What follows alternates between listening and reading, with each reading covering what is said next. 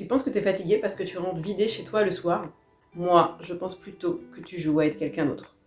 Parce que ne pas répondre à qui on est vraiment nous éloigne de notre meilleure vie. Le problème, c'est que 88% des dirigeants, cadres et professionnels à haute responsabilité, qui sont sous forte tension, se disent en bonne santé, mais ressentent quand même l'épuisement, ressentent de la fatigue intense, ressentent des troubles du sommeil, sans même pouvoir trouver une solution durable. Et ce qui me frappe le plus, c'est que ceux qui réussissent vraiment ont le sentiment de jouer un rôle, de ne pas être eux-mêmes, volontairement. Et si je te disais que tu pouvais retrouver plus d'énergie, plus de clarté, plus de plaisir au travail, sans travailler moins, et simplement en arrêtant d'être quelqu'un d'autre. Ce serait ok ou pas pour toi?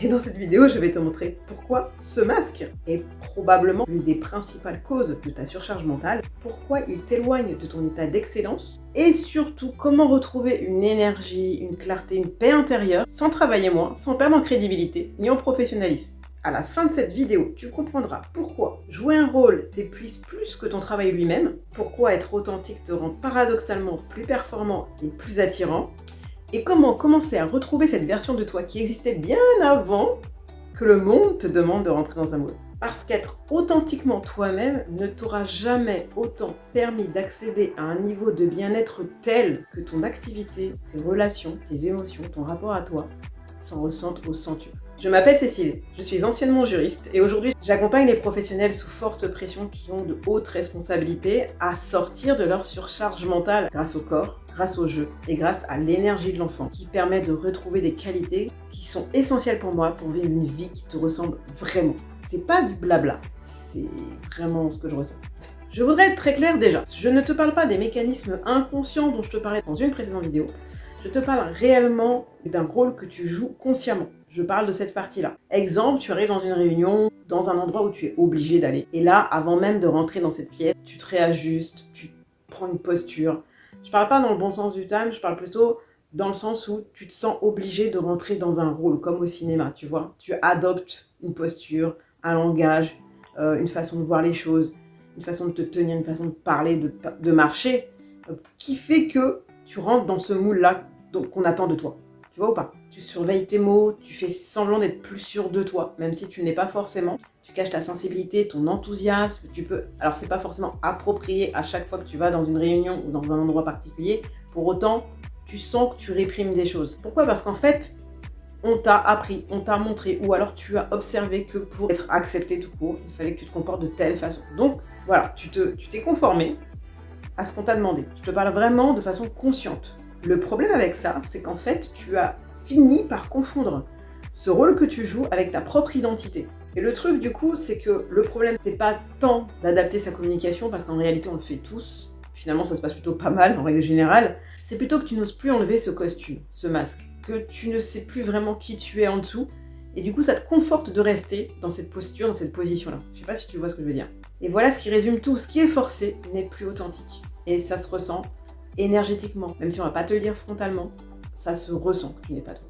Tu vois ou pas? Parce qu'en fait, jouer 1 heure un rôle, c'est facile. Le jouer 10 heures par jour pendant plusieurs années, ça commence à devenir ton identité et là, c'est beaucoup plus difficile de s'en détacher. C'est juste épuisant en plus. On croit souvent que la quantité de travail nous fatigue réellement. Effectivement, mais je pense que ce n'est pas que ça. Je pense qu'une grande partie de notre fatigue vient de toute l'énergie qu'on dépense à ne pas être nous-mêmes. Sauf que le truc, c'est que chaque fois que tu vas à l'encontre de toi-même, tu te forces à faire des choses qui ne te ressemblent pas, tu dis oui quand tu veux dire non, tu vas vraiment à l'encontre de toi-même, ok, bon, ça peut passer, on va dire, en superficie, sauf que ton corps, il sent, il sait pas mentir. Donc il va se crisper, tu vas sentir des tensions qui vont rester en permanence. Et ça va finir par te créer de la surcharge mentale, entre autres. Donc ce qui est forcé n'est jamais fluide. Et la difficulté avec ça, c'est que tu réfléchis plus longtemps, tu procrastines, tu finis par douter. Tu cherches à plaire. Tu vois, vraiment, ça te plombe de fou, quoi.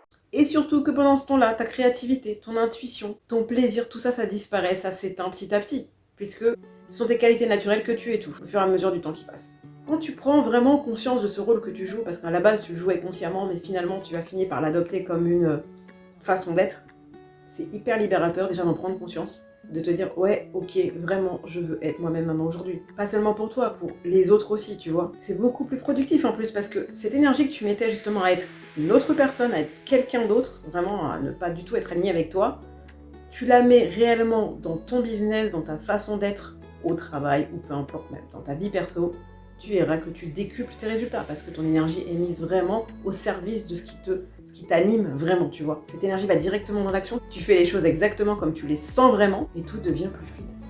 Et en plus, l'authenticité est contagieuse. Il faut savoir qu'effectivement, les gens qui vont te voir être vraiment toi, il y aura deux choses. Soit ils vont te suivre, soit ils vont se dire « Ah, c'est pas pour moi ». En fait, quand tu es toi-même, tu autorises inconsciemment les autres à être également eux-mêmes. Et c'est tellement libérateur. Du coup, tu ne changes pas seulement ta propre vie, tu changes aussi celle des autres par ricochet. L'autre effet, c'est qu'effectivement, il y a des personnes qui ne vont pas apprécier, ça ne va pas plaire, parce qu'en fait, elles étaient attachées à ton personnage, au rôle que tu jouais.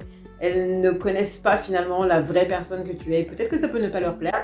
Par contre, c'est quelque chose qu'il faut que tu acceptes. Ce qui est génial, c'est qu'à partir du moment où tu es pleinement toi, tu attires les vraies relations qui te ressemblent. Et là, c'est tellement aligné, c'est tellement fluide, c'est tellement presque fusionnel. C'est libérateur et c'est juste magique, les relations que tu peux entretenir. Et du coup, le travail que tu peux fournir derrière. Tu n'as plus besoin de convaincre, tu peux te libérer, tu peux te reposer, tu peux enfin respirer. Et en plus, quand on est authentique, nous sommes chacun unique. Et quand on est vraiment authentique, vraiment on reflète cette unicité dans le monde, c'est un cadeau qu'on fait aux gens. Parce qu'en fait, quand on est unique, on offre quelque chose d'unique aux gens, comme chacun d'entre nous en fait. C'est pas le monde des bisounours, mais presque. Et en tout cas, moi j'y crois profondément, parce que c'est ce qui fait l'authenticité des relations, de qui tu es quand tu bosses, de qui tu es quand tu connectes avec les gens, quand tu connectes avec ta passion, vraiment dans qui tu es dans tous les jours, dans la vie de tous les jours.